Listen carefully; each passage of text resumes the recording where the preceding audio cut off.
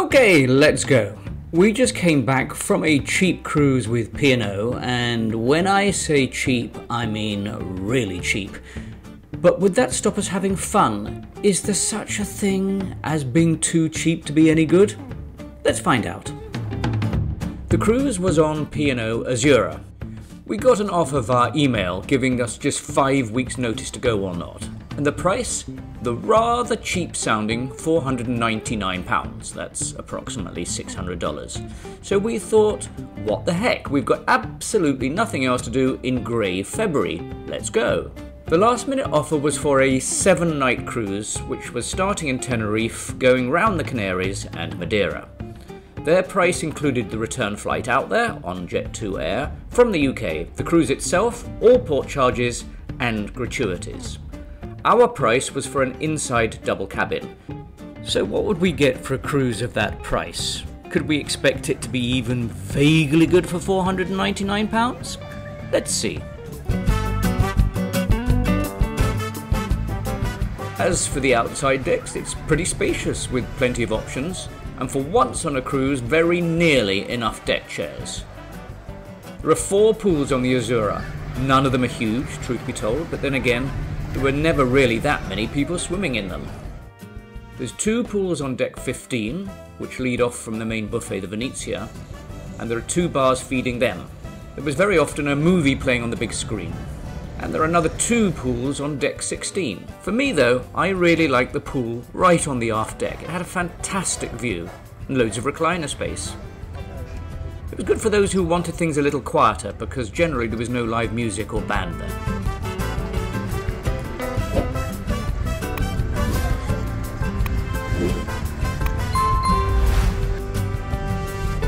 There is a promenade deck, though it's not promenade in its entirety. Sticklers amongst you will say you could actually only get around about 90% of the ship. And of course there's NAF deck quoits. However, a couple of things on the negative side. Let's be honest, Azura is not the newest ship in the fleet.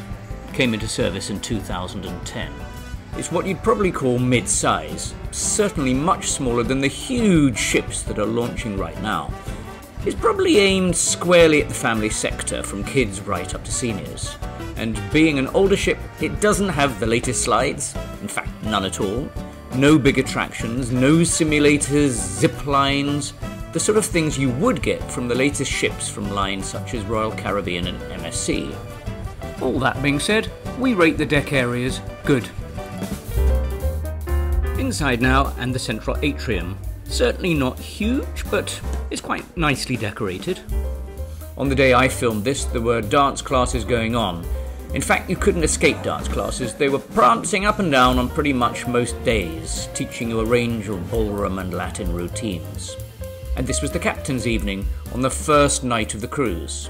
Now, a note on the captain's evening, there have been people mentioning online that P&O is getting stingy with their free alcohol for this evening. We were warned you might get 1 small glass of Prosecco if you were lucky. In the event, it was actually far more generous than that. The waiters were all over the place, silver platters in hand, giving out free Prosecco, pretty much as often as you wanted. Nobody seemed to be counting how many we had. Did you get all this free Prosecco on your cruise? Drop a comment in below and let me know. Alrighty, on to food, and let's face it, that's one of the main reasons people go on cruises in the first place. Let's start with what's included free for the cruise price. You've got the buffet restaurant called the Venezia, the poolside burger and pizza counters, and 3 main dining rooms. We'll take a look at all 3. First, the buffet. I think out of all the outlets, this one gets my biggest complaint. The space is just far too small. It's cramped and it's annoying. It was constantly jammed with people bumping into each other. The footprint for the serving area is totally inadequate. This led to a completely frustrating experience. The seating area though was fine with plenty of tables. It's just the serving area that's useless. As for the food itself, I would rate it okay. Let's give it 6 out of 10. There was the standard selection of cold cuts, salads, simple hot food. And in terms of hours, the opening times were pretty generous. It was open most of the day and most of the evening, with just a 1-hour changeover between breakfast and lunch, and then again before dinner. And if you were still starving, there was the final late night buffet between 11 PM and 1 AM. So well done on the hours. But the problem was that it was just too repetitive. Come on, chefs, you can juggle things up a bit. This is like eating an old shoe. By the way, I have a comprehensive review of all the restaurants on board Azura in a separate video. In that video you can see the menus and a selection of foods we had. Watch that after this video. Click the link in the description below. Back to the food, out on the deck there was also free access to the pizza and burger counters. They opened up mid-morning and finished late afternoon. Again, I can't say they were the best pizzas I'd ever had. On Princess they were way better. Plus the burgers, again, not the best we've ever had. So, our score for the Venezia buffet? Sorry, can't give it more than average. Okay, now for the main dining rooms, included in the cruise price. There are 3 main dining rooms. 2 are flexible dining and the other is fixed early and late. All serve the same food as each other. Personally, we like the decor of the Oriental dining room the most. It felt a little elegant and relaxing. It's available for flexible seating for breakfast and lunch. As for the food, breakfast across all 3 dining rooms we thought was excellent, with great selections. We loved the smoked salmon, eggs benedict, items such as smashed avocado on toast, as well as the usual options of toast, buns, sausages, bacon. We had 2 formal nights or gala dinners on our cruise, and the food on those evenings was good. Outside of that though, it could be quite a lottery. So that you can get a feel for the sort of food that's available in the main dining rooms, here's a snap of what was available whilst we were there. You can see for starters we had a choice of salmon or wild mushroom pastry or a vegan nut salad. And amongst the mains you could have chosen turbot fish or breast of chicken, beef Wellington. Now there has been a lot of comment online about the portion size of food aboard P&O, meaning the complaints the portions are getting smaller. Not only that, P&O appears to be moving away from serving 5-course meals to 3-course meals in the main dining rooms, and this seems to have annoyed a lot of cruisers. So what was my opinion? Well, yes, I would agree portions are smaller, but did I ever walk away from lunch or dinner feeling hungry? Not really. For me, the portion size was okay. The dinners on the 2 gala formal nights were noticeably better than the other nights. However, I do feel the overall quality of dishes has decreased slightly. Not to the point that I'm fuming, but we did notice. Desserts, however, we uniformly felt were good throughout the cruise, throughout the dining venues. There have also been comments online that service is slow, but we didn't find this to be the case. So, despite being a bit variable in quality, we'll give the main dining rooms a good. There are a number of bars throughout the ship to take your money and keep you entertained. The one we thought was nicely themed and had a good vibe is the Malabar. It's got a sort of Indian meets tropical feel to it. At night there was often cabaret performers or singers. By day it could be used for quizzes or activities. Another popular bar is the Manhattan, right at the aft of the ship. A lot of good theming here. An American nightclub meets cinema vibe. It was very popular before and after dinner, and either side of theatre shows. Walking around the Azura at night is generally very nice. It's well lit with pleasant colours. Weather permitting, it was also good to take a stroll and see what everyone else was up to.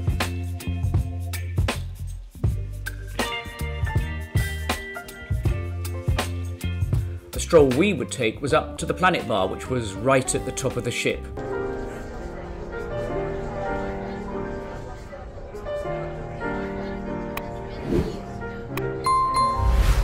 Stepping outside once again, one night was a silent disco, which proved extremely popular. Everyone sang badly, everyone sang loudly. It was a lot of fun. Bit of Neil Diamond.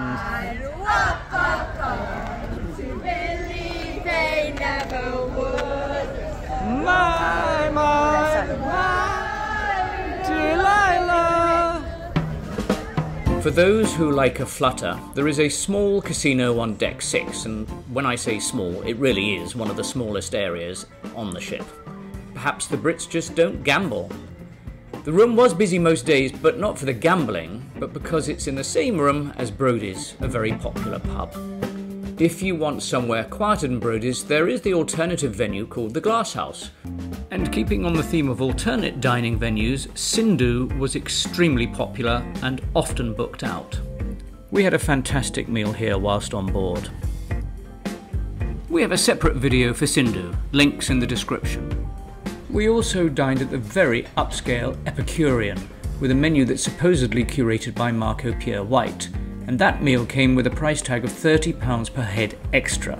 The food also was outstanding, and I have a separate dedicated video where you can see exactly what we ate and how it came out. You can watch that video after this.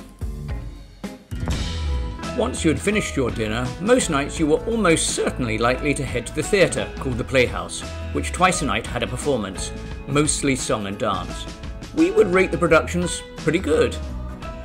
Now, for those who haven't been on P&O recently, they are making use of their app to make reservations for the theatre and other outlets on board. If you hadn't reserved the theatre ahead of time, you weren't getting a seat. So, whilst we're on the subject, let's take a look at this app. Well, first off, it's not actually an app from the App Store. It's linked to the P&O website, which you have to log on to from your mobile device. You connect to that for free from the ship's Wi-Fi and then navigate through the options.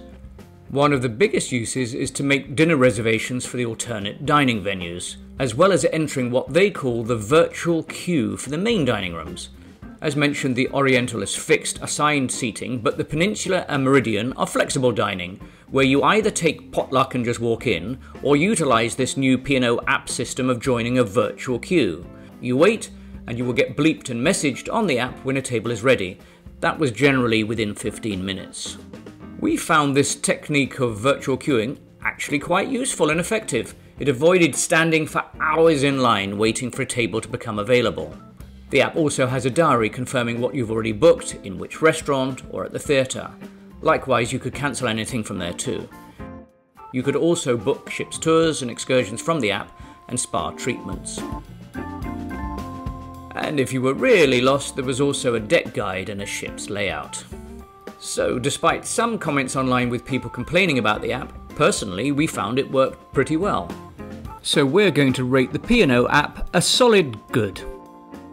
A standout venue for us on board was the Blue Bar. It was very popular in the early evenings and before and after theatre shows.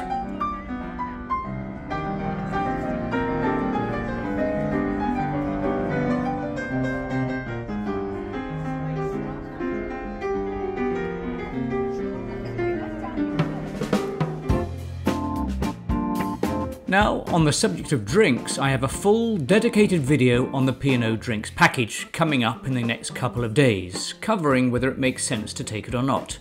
Please click on the subscribe button and the notification bell to be advised when that video is released. Cabins and what you choose are one of the biggest single debates with cruising. Is it worth paying more for a higher grade of cabin? Almost always we have chosen to cruise with an inside cabin. You save a bucket load of money. But everyone has a varying opinion on which cabin you should choose. Here is the inside cabin we have with Azura. Whilst a little dated, we found it to be pretty spacious and well appointed. Though there's no window, you could see the deck cam displayed on the TV, which showed a live view of outside. Bearing in mind this was a cheap cabin, we felt the bathroom was fine. Just opposite were the balcony cabins, so we scooted in to take a look. The bedroom was a little bit bigger, but not hugely so, and there is an outside area. Did you take a balcony cabin? Did you like it? Let us know in the comments below.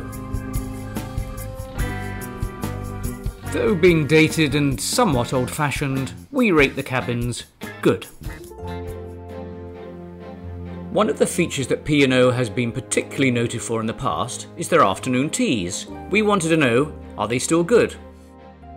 In short, we really did enjoy the afternoon tea. We thought it was done well and the service was nice. There was a reasonable selection of foods on offer, So well done to P&O for keeping this going, albeit just once during the cruise.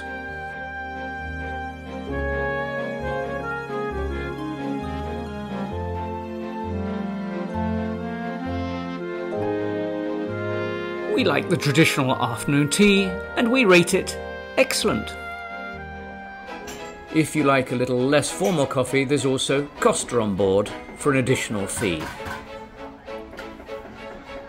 And just along from there is the lovely library. Quite small, quite boutique, but we really like the feel and the decor. Even if we never picked up a book, it was a nice, calm little oasis on the ship.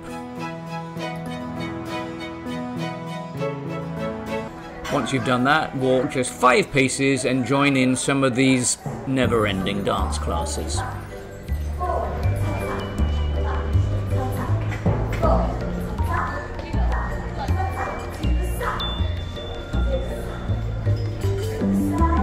And if that wasn't quite enough exercise for you, there's also the gym.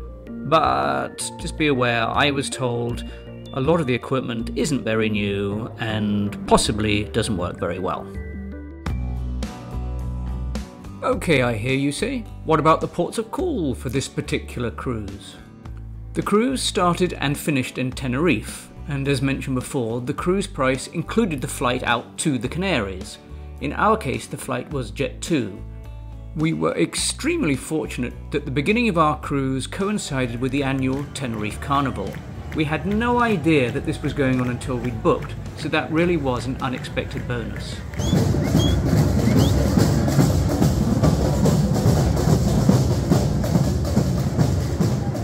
The next port of call was Madeira, which took a day to get to. Having never been to Madeira before, we were eagerly awaiting this one, as so many people mention it's an absolute gem of an island. The cable car up was extremely busy, and we had to stand in line for at least an hour to get our tickets and get on, but the view was absolutely stunning and worth it. We're at the famous Madeira toboggan run.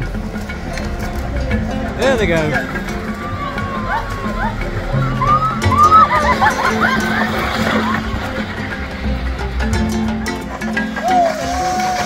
Whoa!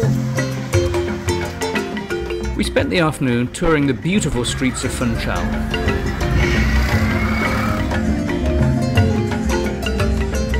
But we'll stop there with the ports of call, as I will be putting out a separate comprehensive video covering all of the port stops, what we liked and what we didn't like.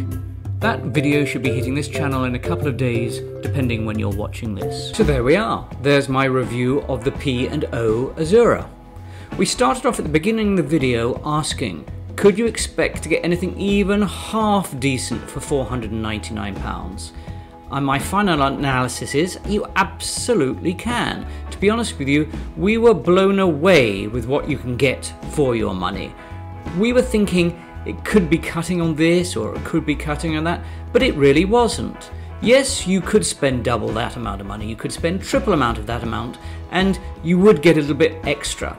But really, we didn't feel like we were missing much at all.